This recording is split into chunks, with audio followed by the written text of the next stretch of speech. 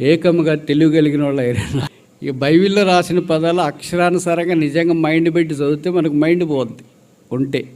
లేదు కనుక మనమేమంటే పనికిమాలిన వాళ్ళు అయినంటే మనవాళ్ళు కాదు ఎవరినో రాసినారు అనుకుంటే అది మనకే రాసిండేది.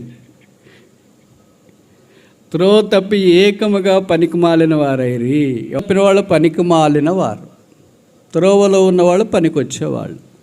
ఎవరా త్రోవ? యోహాను 14:6 యేసుప్రభు అన్నాడు, నేనే త్రోవ, ఐ యామ్ ద వే. యేసును తప్పి తిరిగే వాళ్ళందరూ అదే కేటగిరీ అని బైబిల్ మనకు సెలవిస్తుంది.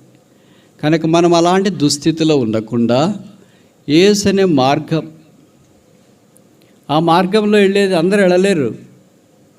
ఉదాహరణకి ఆదికాండం 28 యాకోబు కలగని ఓ నిచ్చెన చూశాడు. నిచ్చెన మీద దారిమిడి వాళ్ళంతా ఎక్కలేరు, దయ్యాలన్నీ ఎక్కలేవు. ఆ నిచ్చెన ఎవరు ఎక్కుతారు? మీ బైబిల్ ఏం రాశారు? దేవదూతలు ఎక్కుచు దయ్యాలు ఎక్కుచూ దిగుచుండనని రాయలేదు. ఎందుకంటే దయ్యాలు అక్కడికి రావు. మనుషులు ఎక్కుచూ దిగుచుండనని రాయలేదు. అంటే దైవాత్మ సంభూతులుగా దైవ మార్గంలో ఉండాలి. ఆ నిచ్చెనే మార్గం, ఆ నిచ్చెనే యేసు. ఆ నిచ్చెనైన యేసు మార్గాన్ని అనుసరించుట ఆధ్యాత్మిక ఆత్మ సంబంధమైన మందిరముగా కట్టబడట్లో బాగా. అందుకే ఆ స్థలమునకు యాకోబు దేవుని మందిరం అని పేరు పెట్టాను. దేవుని మందిరంలో నిచ్చెన ఉంది, మార్గం ఉంది. మన మార్గం కాదు అది, యేసు మార్గం, శాంతి మార్గం, నీతి మార్గం, జీవ మార్గం, యథార్థ మార్గం, ఆనంద మార్గం. ఏ మార్గం?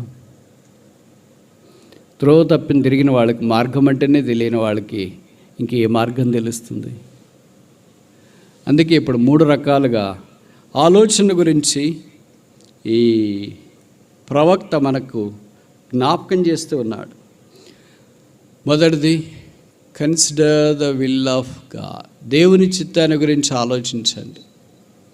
రెండవది, consider the work of God, దేవుని పనిని గురించి ఆలోచించండి. మూడవది, consider the way of God, దేవుని మార్గమును గురించి ఆలోచించండి. నాలుగవది, మీరు ఆలోచించుకొనుడి.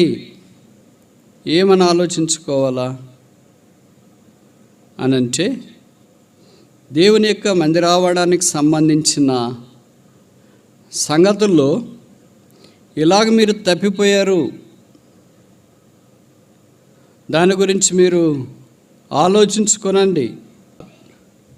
దేవుని వాక్యం మనకు బోధించబడింది, దాన్ని అనుసరించే విషయంలో తప్పిపోయాం. అందుకే